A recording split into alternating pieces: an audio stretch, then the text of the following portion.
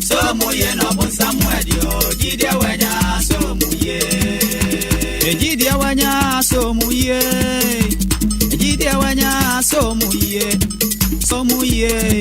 Somuye no bon Samuel Gyedie wanya somuye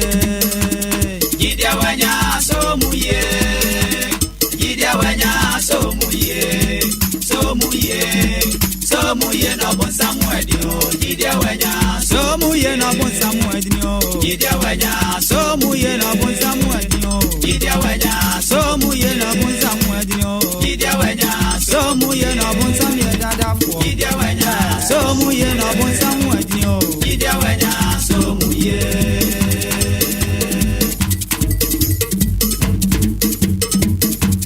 Gyedie wanya somuye Gyedie wanya somuye somuye no bon Samuel sanetie Gyedie wanya somuye wate no bon Samuel dine koku bon Sam ne wo dine too much somuye Gyedie wanya somuye Gyedie wanya somuye sedu kwasia da nonsunya bopemo somuye na unya te sanyu idia de wese ba wadwumu anu se somuye edwumade chenchenche bia Sompa 90.7 somuye akofa diaba enkransa abuna poema ntemo wasia de nwumre bia na edwumade ba wakwemo somuye Entena so ayo badia ne pe emne na somre bia dro tell a friend to tell a friend to tell a friend se wo Gyedie ni se dwumade emre ni mo ene Gyedie wanya somuye no bon Samuel de o Gyedie wanya somuye no bon Samuel dada fo enne yo fosi obusama na de to so ma kuma kwa aduonum enso fiampini aduonum enum na do badia na se ne so wati wiem asanchina wiem wada ne de ne ho aba Gyedie emre no so asan eyo Gyedie ni se dwumade eno na chase ba wakomi somuye na nwumre ma ye krado no bon ne mi producers aka ba nchiri mu adwumade ba wakomo na nwumre yi se dwumade we ho enya som ketwa na ne de be bom frete se de kwase de bia aye do atiefo mu sum ka ho bi ene mu ana edi dwuma yi be bia butu a wutie bia me mu aju o somuye na wumpom kra te se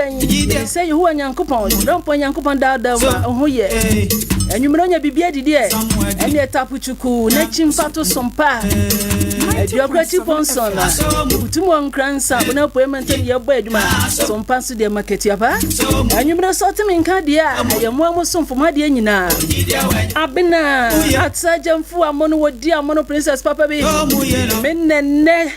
dwuma dia medi uchiame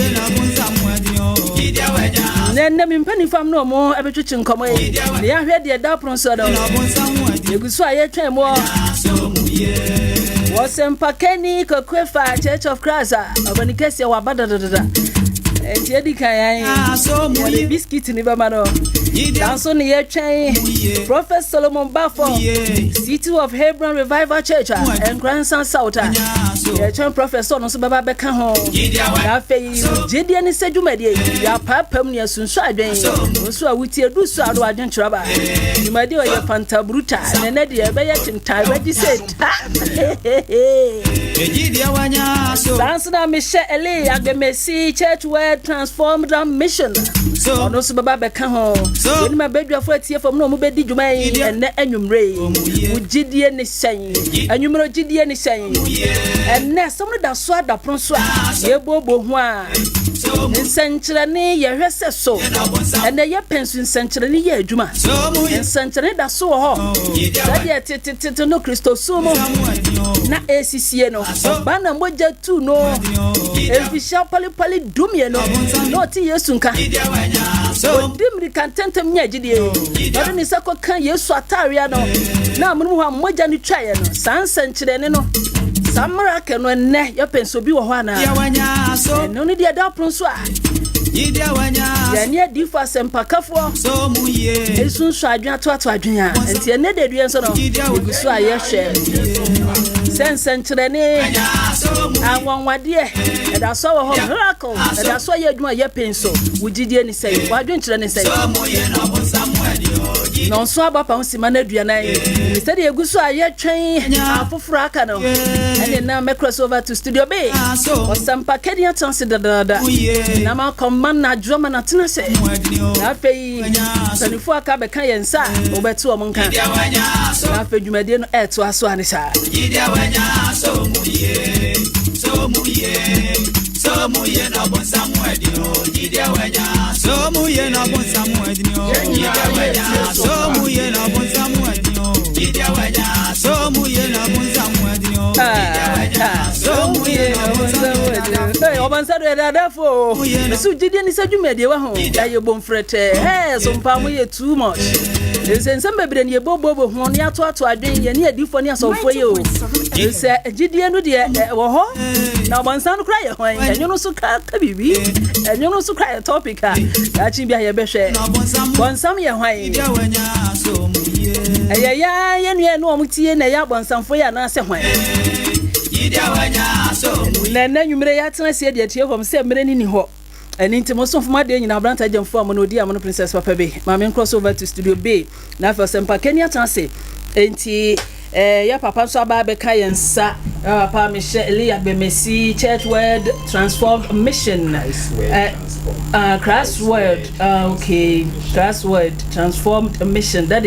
ya da se nyame hwa monte ya hwe se prophet Solomon Bafon so ebeba city of Hebron Revival Church in Grandson South. Into my main court, Sompa Kenya, only the can buy a tenancy. My man, Jumana Tenancy, now for me, quite in share home. Sompa Kenya, you made me more Jumma Tenancy. Yeah, more miniaba. Now I'm to say, a ready atom. You won't go say, I, young papa, be a possible call. Nobody, I say.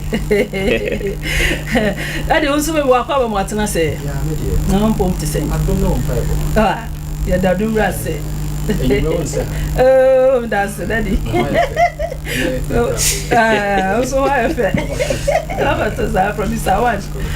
So I felt. Eddie, I no help to know. Gyedie ni sense de kwasia da no Sompa mukobia no madam amobua ye me yesu de ne asano da so da hon senche ne miracle ye hwe se ye penso da so ye adwuma ntia no na ye hwe tie fo so muka ho bi mre so a so mo de madwo nche beba enti re mo ye nche ho no Sompa Kenya de kan ba enti no first can first serve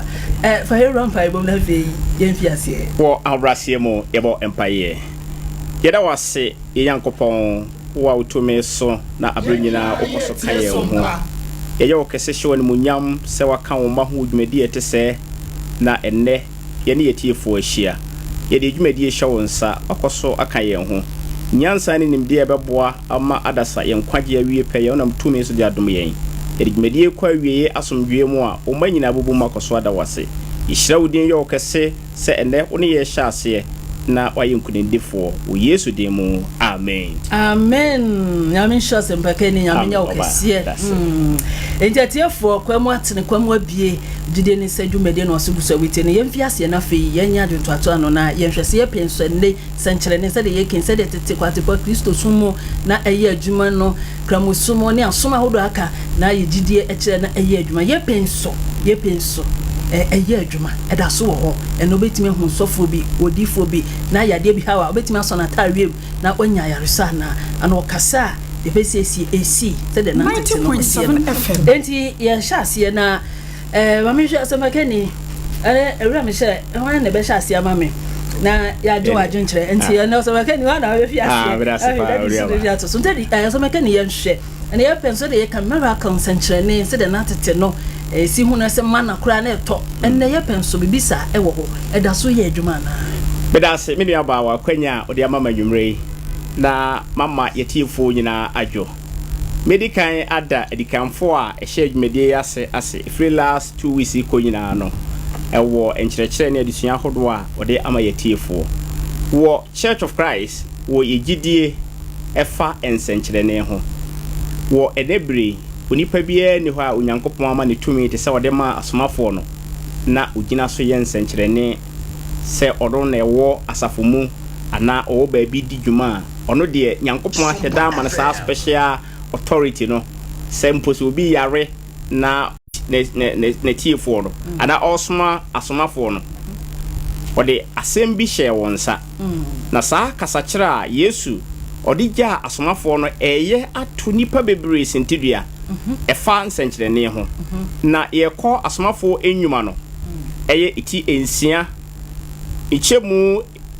edu ensia ekono amfamfri edu nson se de bebo entem na nsenkyerene yi bedi wona Gyedie echi na midin mu obetu ahon nsenkyerene a oboboso yi ebedi asomafo na echi nsenkyerene a oboboso yi ebedi asomafo na echi bedofo nyeye na ye Kristofo a yaje asomafo no nkyerɛkyerɛ na di no ɛna nsenkyerene ebedi esi echi do hwe Bible na yesua ya kwan fa sosua hwan na okasa Yesu okasa kyerɛ hwan asomafo no na asomafo no nso de sansem ne ye adwuma pa ɛne ti so wo hwe twero no yi a wo Acts chapter 2 verse number 22 ma yenhwe asem bi a Peter oka edeto ho ekyerɛ yen wo asomafo enwuma no iti emienu ichemu aduonu emienu no yenhwe twero kronkron na ɔse Israel merima muntie ensem yi Yesu Nazareth ni no oberima onyankopɔn de ahodenne ne awanwade ne ensenkyerene a ɔno nyankopɔn no ara nam ne so eyoye no mu yi ne ho kyerɛ mo sɛde mo a munim enti Peter kyerɛ onyankopɔn hyehyɛ ya onam Yesu so ɛdaadi onyankopɔn de awanwade ɔde ahodenne ɔde nsenkyerene ba ne ye beyi nsenkyerene no nko a ye wo ahodenne wo ho ɛyɛ wonders even signs and the nsenkyerene no miracle no wo twi kasa mu no ɛyɛ ahodenne ade ne simple frame they say oba no a na emoji turu no ɔso Yesu atare mu a pofrem a na ayɛ adwuma na ɛno ɛnɛ onipa bia eni sa authority no na Yesu ɛyɔ sa ahodenne no ɛyɛ anwanwade yɛ nsenkyerene ɛwɔ Israel fo mu ojiu for me identity netesa twro no ama yehu se wo 1 Corinthians chapter 1 verse 22 Bible no yehu se jiu for no de na wo mo hwehwe nsenkyerene ne mo hela for no ye Greeks for ana ama mamu for no wo mo de na wo mo hwehwe nyansa ne nimde se de pa na asama ho ka no nimde ne nyansa wo mu ba Israel for no de se wo hu miracle ana wo hu sign bi a wasem na wonyinde edo nyankopon esoma asomafo no or the sanye meye ahodenne anwanwade ne ensenkyerene tumi no ema wo so onko Israel nwankuo no mu bra oguso ka asempa no onye sansenkyerene ni nyina sanse no mbe Gyedie pepepe na nam so no sempa se nya adwuma te se yenya asomafo bedase yenya asomafo nemo yeye Kristofo wo Kristosum mu no ye behu se asomafo no ye adwuma no ano na wo mo de wo nsa egu inipa so na omo benya sa spiritual gift no bi de hu se sa bre no so obi ye odifo wo asafo no mu a na wo ye asoreba nemu wonye osofo no ye odifo osofo na eye nsenkyerene ene de yehuru osofo wo na hye nkom wo na eye nsenkyerene o kanyam sem eye azani nkontompo wo yo sempakani wo sempakani edi Bible kwan so no onyankopon ma sa tumi no na aba na wie eti ene Church of Christ me nam twro kronkron so pese wiase nyina hu se ensenkyerene a na ebirim so omo ye no medofo omo boa if you say ebra ye kan Michael no Mark 16 no verse 17 kono o kan ensenkyerene no so obema owo so na ene o ka bia ede ne ko asori fiana yemfa no kwa yare sabia o so obanum adubone onwu na ne ye pe prove anka asofo ye ba omo gitim so omo ye adifo ye ensenkyerene nka na papa to so akopɛ DDT bia besia na ya tesena hwe obo na otimi tena ho pinti dia ma hu se eye adwuma na so bia no obetima ye saade no ifi se onyankopɔn onfa atumi no emaye it is said the Bible kwan so etie no se okay so mekani se do obekɔ so na die nti na osusu se eye peso enya adwuma so ebinom matu ho se wo se me odifo nsenkyerene na omo ka manfo mmara wo de mistake afa wo da ho kura wo benya nkwa die nti na omo yesa bedas papa Bible no akasa se ohwe 2 Timothy chapter 3 verse 6 no wose na yenum bi ne wona onam ase hyene afie mu na ofa emma abone adore ahye won so a akono ahodo akeka won no enumum won a osua da nanso ontumi nhunu nokore no verse 8 na sede yeni ni yambra ni Mose di asie no sara na yenum so ne nokore no edi asie oh se bra Onyankopon so a Moses so nkoyi Israel for no Moses yen senchire ne pa ne woni pa mienu a sorry tia Moses efra ba ko Genis and Jambras edo na Bible no ka ho asem ha no Moses ede pomato na edare wo no omso do omde ato ho na no so adare wo na Nyankopon de na ememene saafo no na ose nipa bi eya atro adifo a wo ma ba o mu wura afiafiem na emma bone adokoro won mini aba emma nim papa onim na sede wa awarem onyo na odi be ma nemim na so nsunsanso no ba na onam asofo so osua Nyankopon asem da nanso ope asomafo na bre so bra na saa tumi ni kura ye adwuma no yenhu Gyedie ni bia oyare a asomafo no de wo msa gu no so onya ayaresa ti na Bible say nsenkyere